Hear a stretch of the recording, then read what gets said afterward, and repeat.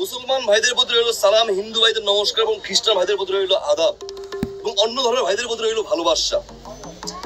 ভাইজান, Napoleon Bonaparte একটা কথা বলেছিলেন, in the state line of the forested country, মানে শিক্ষিতদের মেরুদণ্ড। যে জাতি পাঁচ খান শিক্ষা নেই সে জাতি কোনো সময় মাথা উঁচু করে দাঁড়াতে পারবে না ভাই। এজন্যই বলি নিজের সন্তানকে শিক্ষা দিন, নিজেও সুশিক্ষায় শিক্ষিত হন। আপনারা হয়তো ভাই আমাকে অনেকেই চিনবেন স্যারই কথা, কারণ ভাই 64টা জেলায় 68,000 গ্রামে আমি ভ্রমণ করে থাকি। বিশেষ করে টেকনাফ থেকে তেতুলিয়া, রূপসা থেকে পাটুরিয়া, নোয়াখালী, মহাখালী, কুমিল্লা, আন্দরবান, মান্দরবান সব জায়গায় আপনারা আমাকে পাবেন ভাই। আমি একটা রোগের মলম বিক্রি করে থাকি ভাই, রোগটার নাম হচ্ছে চুলকানি। সেই বিষয়ে আমরা পরে কথা বলি, তার আগে সাধারণ জ্ঞান নিয়ে কিছু প্রশ্ন করতে চাই। নেপোলিয়ান বোনাপার্ট বলেছেন, understanding plan of the situational country and the plastic modern couple, মানে যে জাতির ভিতরে সাধারণ জ্ঞান কম সেই জাতি কোন সময় শিক্ষা বিস্তার করতে পারবে না ভাই। আপনারা এখানে বলতে পারবেন যে আমাকে 1757 সালে ইংরেজদের নবাব কে ছিলেন? Lord Clive. Lord Clive. এই মুরব্বী ঘাটি চোট হাততালি হয়ে যাক। এবার বলেন তো দেখি যে বাংলার নবাব কে ছিলেন? নবাব সিরাজউদ্দৌলা। এই অন্ধ ঘাটি চোট হাততালি হয়ে যাক।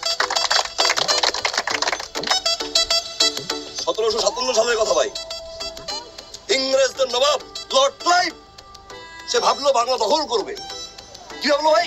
বাংলা দখল করবে। ঠিক ওই মুহূর্তে বাংলার নবাব সিরাজউদ্দৌলার মাথা হয়ে গেল হট। কি করবে, কিভাবে সে রক্ষা করবে এই দেশকে, কিভাবে সে রক্ষা করবে বাংলাকে? বাংলার নবাব চিন্তায় পড়ে গেল। ওই মুহূর্তে বাংলার নবাবের মাথায় একটা বুদ্ধি আসলো। সে তার সকল সৈন্যকে মাঠে দাঁড় করিয়ে দিল পাছায় আলকাতরা মেখে। এবার ইংরেজদের সৈন্যরা যখন দখল করতে আসলো, দূর থেকে ভাই দূরবীন দিয়ে যখন দেখা শুরু করলো, তখন দেখে হিমা একই বাঙালিদের এত বড় বড় কামান কোত্থেকে আসলো। চিন্তায় পড়ে গেল ইংরেজের সৈন্যরা।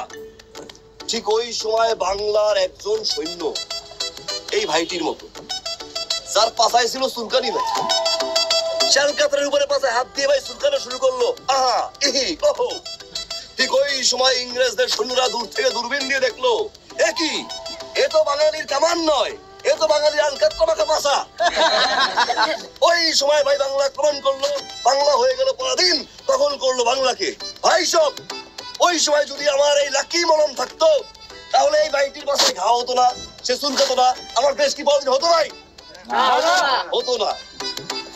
গরমে খোস পাঁচরায় প্যান্ট পরবেন, জাঙ্গিয়া পরবেন, ভিতরে ভাই ঘাম জমায়, সেখান থেকে হয় চুলকানি। হায় রে মজার চুলকানি, চুলকায় রাজা রাজরানি, টিপলে বাইরে লাল পানি। যখন চুলকানি শুরু হয় ভাই মনে হয় 100 টাকার কামলা ভাই ভাড়া করে চুলকাই। আরাম লাগে, মজা লাগে। দুই প্যান্টের হাত দিয়ে নিচে চিপা চাপা দিয়ে ভাই চুলকানো শুরু করেন। প্যান্টটা সাথে কি ভাই প্যান্টের পকেট নাই, শার্ট প্যান্ট ইন করে ভাই গেছেন আপনি অফিসে বসের কথা শুনতে। অফিসে বসের সামনে আপনি বসে আছেন, ঠিক ওই সময় বস আপনাকে নানান ভিতর প্রশ্ন শুরু করছে, আপনি উত্তর দিতে পারছেন না। কে উত্তর দিবেন? আপনি তো টেবিলের নিচে হাত দিয়ে ভাই আরাম করে চুল কাছেন। আহা ওহো ইহি। দুনিয়ার কোনো হুশ আপনার মাঝে নাই, আছে? নাই। লজ্জার কিছু নাই ভাই। আমার এই কোম্পানির মলম লাকি মলম, লাকি মলম, লাকি মলম শুধুমাত্র সেই সব ভাইদের জন্য যাদের ঘরে কোনো হুশ নাই, সংসারে অশান্তি, বাপে চুলকায়, পোলা চুলকায়, কাকা চুলকায়, কাকি চুলকায়, শালা চুলকায়, শালি চুলকায়, ভাই গোষ্ঠী শুদ্ধ চুলকায়। ঠিক কিনা বলেন? আপনাদের জন্য আছে ভাই আমার এই লাকি মলম, লাকি মলম, লাকি মলম। এই অন্ধ ভাইটিকে দুটি ফাইল দেন। অন্ধ ভাই দুটি ফাইল হবে, হাত উঁচা করো। আমার দুইটা লাগবে।